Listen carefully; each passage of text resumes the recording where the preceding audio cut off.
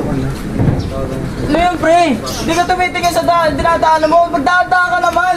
Bakit ako? Nasa tamang daan kami, pre, oh. Hindi sa tamang daan. Kinami linya namin eh. Eh, bakit? Tama na yan, pre. Bayaran mo lang baka matapos sa Ano bayaran? Paladisyon ka. Di ba bayaran yan? Pagawaan nyo yung ora mismo ngayon din. Ano yan? Naka-park na lang yung motor ko, nadamay pa sa inyong dalawa? Ba't di sa akin nakatingin ito, sisihin mo? Eh pareho naman kayong tanga eh.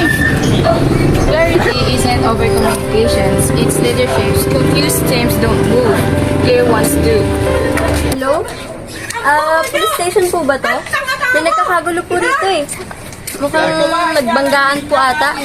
Pakipuntahan na po ngayon na. Hindi nagbanggaan. Ayun kasi dalawang tanga kayo eh. Pati ako nagdadamay eh. Binangga nga kasi ako. Kasi siya makikipag-drive. Hindi siya natingin. Sa'yo ba siya natingin eh? Sakit lang po, ma'am. Wait lang din po, sir. Walang galing na po. Sino ba kayo? Kap, ganito kasi yun.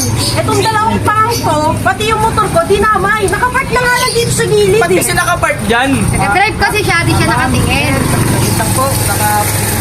Usapan na kasolusyon na yung tema na to.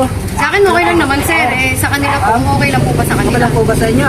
Okay lang, basta bayaran yung damage ng motor ko, okay yun sa akin. Sige po, wala akong problema. Pag-usapan po natin. Okay po.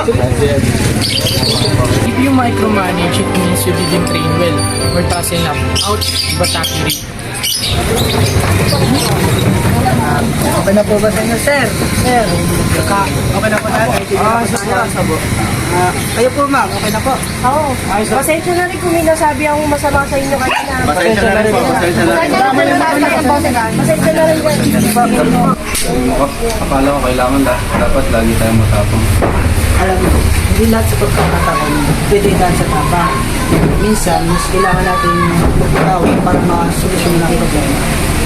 Sa loob ng 6 na taon bilang kawani sa lugar na ito, nakuha ko ang masasabi nito hindi dahil sa pagmamatapang.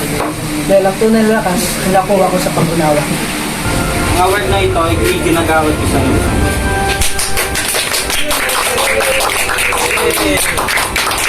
Congrats ka!